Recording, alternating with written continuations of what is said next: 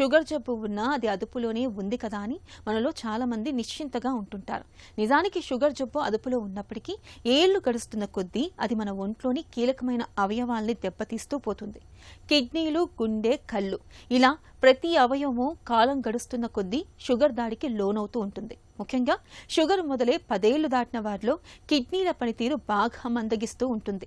ఈ పరిస్థితిని డాక్టర్లు డయాబెటిక్ నెఫ్రోపతిగా పిలుస్తారు. కిడ్నీలను దెబ్బతీసి ప్రాణాలను ప్రమాదంలోకి నెట్టే డయాబెటిక్ నెఫ్రోపతి గురించిన పూర్తి వివరాల్ని డాక్టర్ని అడిగి ఇప్పుడు తెలుసుకుందాం.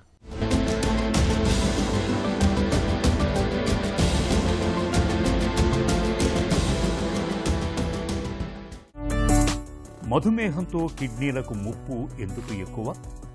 కిడ్నీ ప్రాబ్లం ఎక్కువగా రావడానికి కారణం మధుమేహం అంటే డయాబెటీస్. డయాబెటీస్ వల్ల చాలా రకాలుగా కిడ్నీస్ ఎఫెక్ట్ అవుతాయి.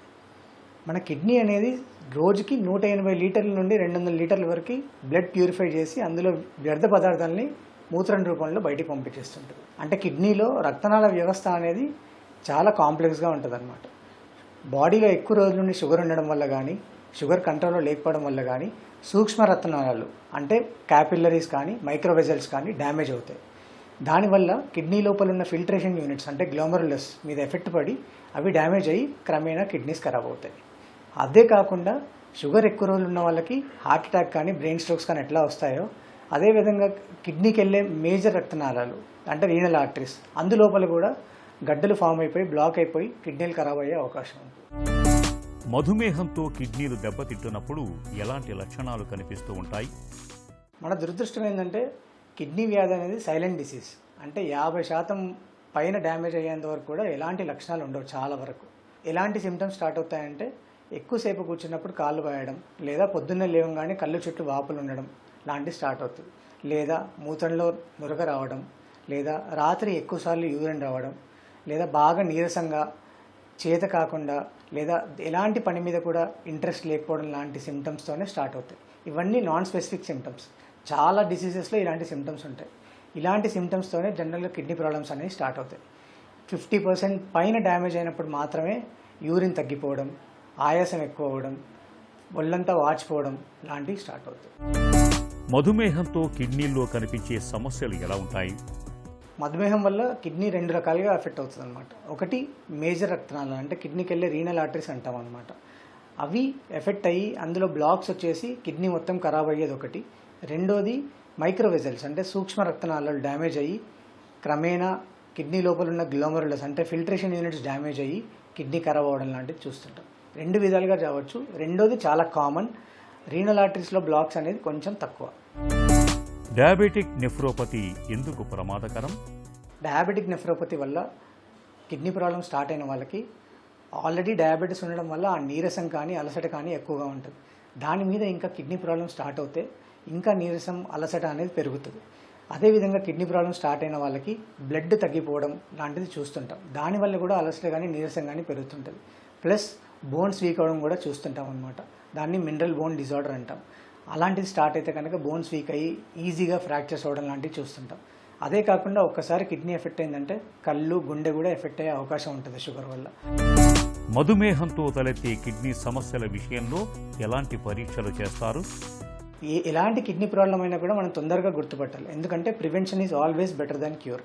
అదేవిధంగా బయటపడ్డ వెంటనే దాన్ని ఎక్కువగా అండ్ మోర్ యాక్టివ్గా ప్రివెంట్ చేసుకుంటే ఏంటంటే ఫర్దర్ అడ్వాన్స్ డ్యామేజ్ అవ్వకుండా ఉంటుంది అనమాట.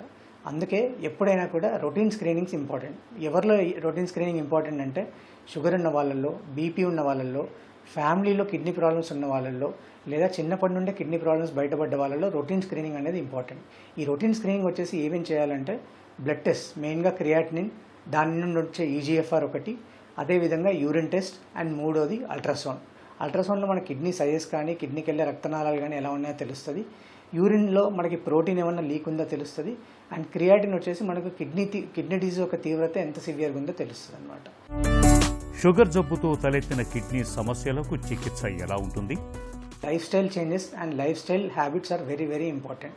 రెగ్యులర్గా ఎక్సర్సైజ్ చేయడం, సాల్ట్ తక్కువ ఫుడ్స్ తీసుకోవడం, రెడ్ మీట్ అంటే మటన్ కానీ బీఫ్ కానీ పోర్క్ కానీ ఇలాంటివి వీలైనంతగా తగ్గించుకోవడం, processed foods and junk foods తగ్గించుకోవడం లాంటివి చేస్తూ ఉండాలి. అదేవిధంగా వాటర్ ఇంటేక్ మినిమం ఒక 2.5 to 3 లీటర్స్ ఉండాలి డైలీ.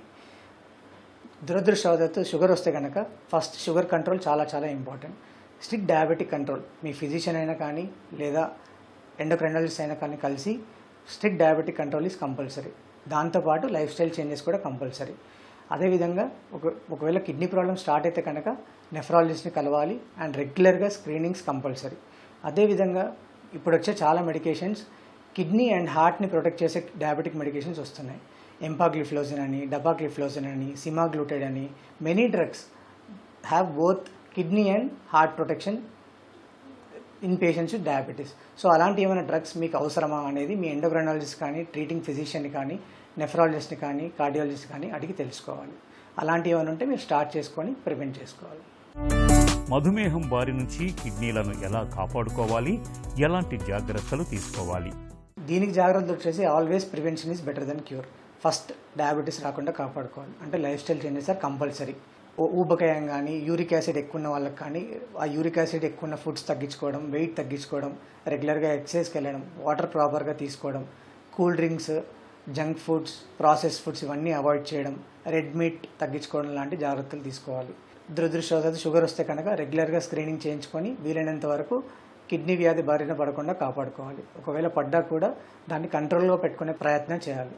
సో దీనివల్ల ఫర్దర్గా ఎండ్ స్టేజ్ కిడ్నీ డిసీజ్కి వెళ్లకుండా కాపాడుకోవచ్చు. షుగర్ దాడి నుంచి కిడ్నీలను కాపాడుకునేందుకు రక్తంలో గ్లూకోజ్ను స్థిరంగా అదుపులో ఉంచుకోవడం ఒక్కటే మార్గం. కనీసం 3 నెలలకు ఒకసారైనా కిడ్నీల ఆరోగ్యాన్ని పట్టి చెప్పే క్రియాటిన్ పరీక్షను చేయించుకుంటూ ఉండాలి.